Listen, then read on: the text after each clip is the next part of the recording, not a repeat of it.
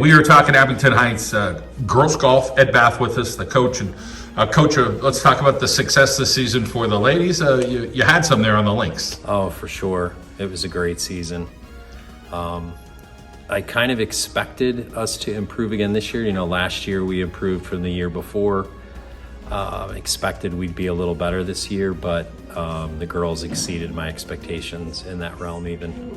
Still have some youth there at Abington Heights, and that's like a lot to look forward to as well. Absolutely. We're sophomores. We have a freshman, Margot, you met, and Kate and Grace are juniors. We have 4 or 5 other developing players on the team as well, so the team is growing.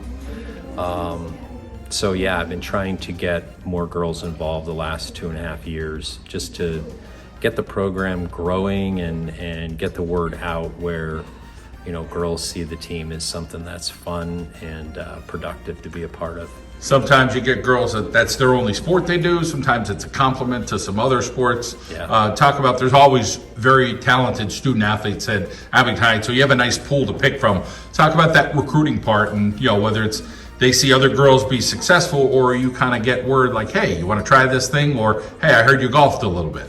Yeah, the first year I did it, didn't really know what to expect.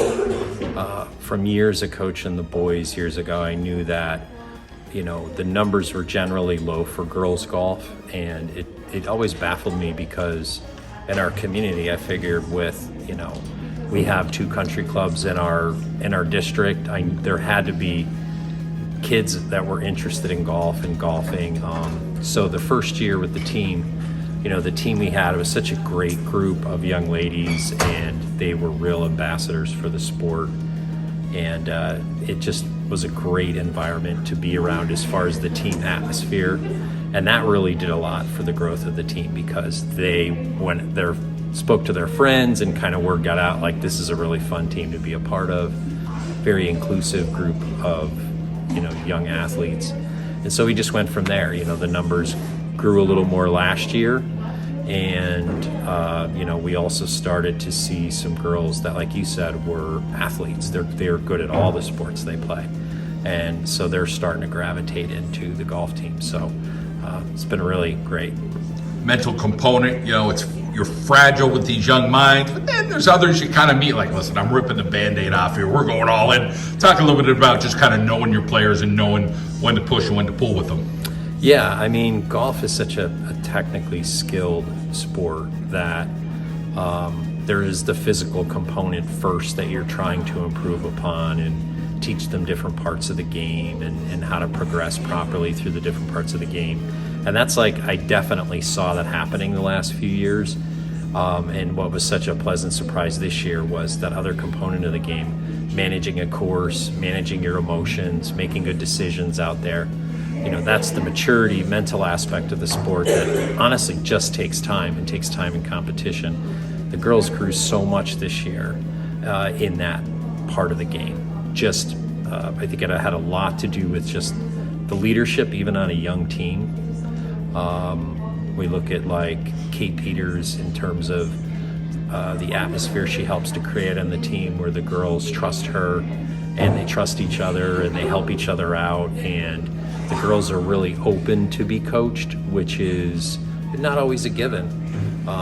So all of that, I think, helped to contribute to a faster maturity happening as golfers, managing a course, managing their emotions, things like that. Could the course be intimidating to them for, you know, a golfer just kind of like coming up like, wow, look at this place, like, or you kind of keep everything in perspective here? Hey, we're just going out, we're having some fun here. It's just one hole. Here's how we're going to play this. There's some strategy involved. Right. I think because a lot of the girls are relatively new to golf, I think they're very receptive to those ideas. And we're very fortunate. We have, the school has a great relationship with Glen Oak Country Club. The staff there is fantastic in trying to help coordinate as much time as they can for us on the course.